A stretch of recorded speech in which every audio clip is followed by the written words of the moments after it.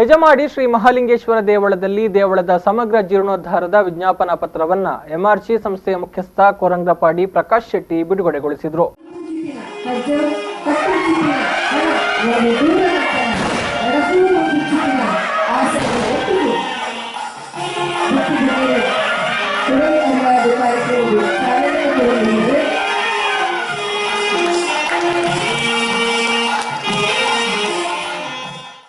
ಬಳಿಕ ಮಾತನಾಡಿದ ಅವರು, ಸಾವಿರಾರು ದೈವ ದೇವಸ್ಥಾನಗಳ ನೆಲೆವೀಡಿನಲ್ಲಿ ನಾವು ಹುಟ್ಟಿದ್ದೇ ಪುಣ್ಯ.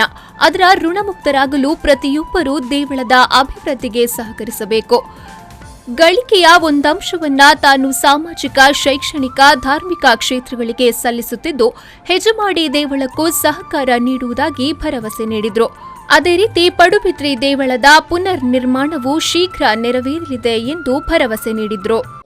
ಉಪಯೋಗಿಸಲಿ, ಅದರಿಂದ ಸತ್ಕೀರ್ತಿ ಸಿಗುತ್ತೆ ಅನ್ನೋ ಒಂದು ಉದ್ದೇಶದಿಂದ ಸುಮಾರು ವರ್ಷದಿಂದ ನನ್ನ ಸಂಪಾದನೆಯ ಒಂದು ಅಂಶವನ್ನು ನಾನು ಧಾರ್ಮಿಕ ಕ್ಷೇತ್ರದಲ್ಲಿ, ಶೈಕ್ಷಣಿಕ ಕ್ಷೇತ್ರದಲ್ಲಿ, ಸಾಮಾಜಿಕ ಕ್ಷೇತ್ರದಲ್ಲಿ ನನ್ನನ್ನು ನಾನು ತೊಡಗಿಸಿಕೊಂಡು ಬಂದಿದ್ದೇನೆ. ಖಂಡಿತ ಅದಕ್ಕೆ ಎರಡನೇ ಸಂಸ್ಥೆ ದೇವರು ನನಗೆ ಶಕ್ತಿ ಕೊಟ್ಟರೆ, ಆರೋಗ್ಯ ಕೊಟ್ಟರೆ ಮುಂದಿನ ದಿನದಲ್ಲಿ ಕೂಡ ಇದನ್ನು ಮಾಡಲಿಕ್ಕೆ ನಾನು ಇಚ್ಛೆ ಪಡುತ್ತೇನೆ, ನಾನು ಬಯಸ್ತೇನೆ. ಮುಂದಿನ ದಿನದಲ್ಲಿ ಕೂಡ ನಾನು ಮಾಡ್ತಾ ಇದ್ದೇನೆ. ಯಾವ ಆಡಂಬರ, ಯಾವ ಆಶೆ ಆಕಾಂಕ್ಷೆಗಳನ್ನು ಇಟ್ಟುಕೊಂಡು ಮಾಡುವಂತಲ್ಲ. ನಮ್ಮ ಊರಿನಲ್ಲಿ ಇರತಕ್ಕಂಥ ಹಿರಿಯರು ನಿಮ್ಮ ಕೃಪೆ, ನಿಮ್ಮ ಆಶೀರ್ವಾದ ನನಗೆ ಸದಾ ಇರಲಿ ಅಂತ ನಾನು ನಿಮಗೆ ಶಿರವಾಗಿ ಕೇಳಿಕೊಳ್ತಾ ಇದ್ದೇನೆ. ರಾಜ್ಯೋತ್ಸವ ಪ್ರಶಸ್ತಿ ವಿಜೇತ ಕೆ ಪ್ರಕಾಶ್ ಶೆಟ್ಟಿಯವರನ್ನ ದೇವಳದ ಹಾಗೂ ಗ್ರಾಮಸ್ಥರ ಪರವಾಗಿ ಸನ್ಮಾನಿಸಲಾಯಿತು.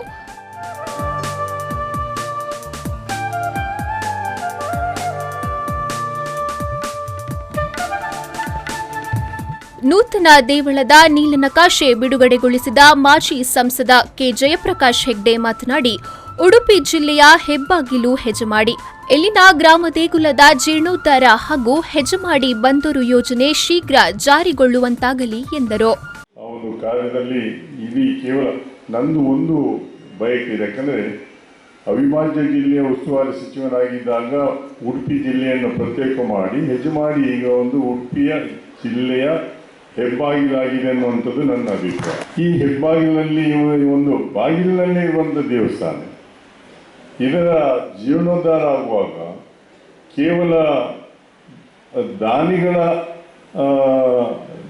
ಹಣವನ್ನು ಮಾತ್ರ ಅಲ್ಲ, ಈ ಗ್ರಾಮದ ಪ್ರತಿ ಮನೆಯ ಜನ ಅವರ ಶಕ್ತಿಯಾನುಸಾರ ಕೊಡಬೇಕು. 1 ರೂಪಾಯಿ ಆದರೂ 1 ರೂಪಾಯಿ. ನಾನು ಇದರ ಜೀರ್ಣೋದ್ಧಾರದಲ್ಲಿ ಭಾಗವಹಿಸಿದ್ದೇನೆ, ನನ್ನ ಒಂದು ಕೊಡುಗೆ ಇದೆ ಎನ್ನುವಂಥ ಭಾವನೆ ಅವರಲ್ಲಿದ್ದಾಗ ಈ ದೇವಸ್ಥಾನಕ್ಕೆ ದಿನನಿತ್ಯ ಬರುವಂಥ ವ್ಯವಸ್ಥೆ ಆಗ್ತದೆ. ವೇದಿಕೆಯಲ್ಲಿ ಬಹುಭಾಷಾ ಚಲನಚಿತ್ರ ನಟ ಸುಮನ್ ತಲ್ವಾರ್ ಹೆಜಮಾಡಿ, ದೇವಳದ ಜೀರ್ಣೋದ್ಧಾರ ಸಮಿತಿಯ ಅಧ್ಯಕ್ಷ ಉದ್ಯಮಿ ಜಯಂತ್ ಶೆಟ್ಟಿ ಪುಣೆ, ದೇವಳದ ಆಡಳಿತ ಮುಕ್ತೇಸರ ದಯಾನಂದ ಹೆಜಮಾಡಿ, ದೇವಳದ ತಂತ್ರಿಯವರಾದ ವೇದಮೂರ್ತಿ ಎಡಪದವು ರಾಧಾಕೃಷ್ಣ ತಂತ್ರಿ, ಕಾಪು ಶಾಸಕ ಲಾಲಾಜಿ ಆರ್ ಮೆಂಡನ್, ಮಂಗಳೂರು ಜಯಶ್ರೀ ಆಸ್ಪತ್ರೆಯ ಡಾ ಜಯಪ್ರಕಾಶ್ ರಾವ್, ಪುಣೆ ಬಂಟರ ಸಂಘದ ಅಧ್ಯಕ್ಷ ಸಂತೋಷ್ ಶೆಟ್ಟಿ ಇನ್ನ ಕುರ್ಕಿಲ್ಬೆಟ್ಟು, ಭಾರತ್ ಬ್ಯಾಂಕ್ ಮಾಜಿ ಚೇರ್ಮನ್ ವಾಸುದೇವ ಆರ್ ಕೋಟ್ಯಾನ್ ಮುಂತಾದವರು ಉಪಸ್ಥಿತರಿದ್ದರು. ಸುರೇಶ್ ಎರ್ಮಾಳ್, ವಿ4 ನ್ಯೂಸ್ 24/7 ಪಡುಬಿದ್ರೆ.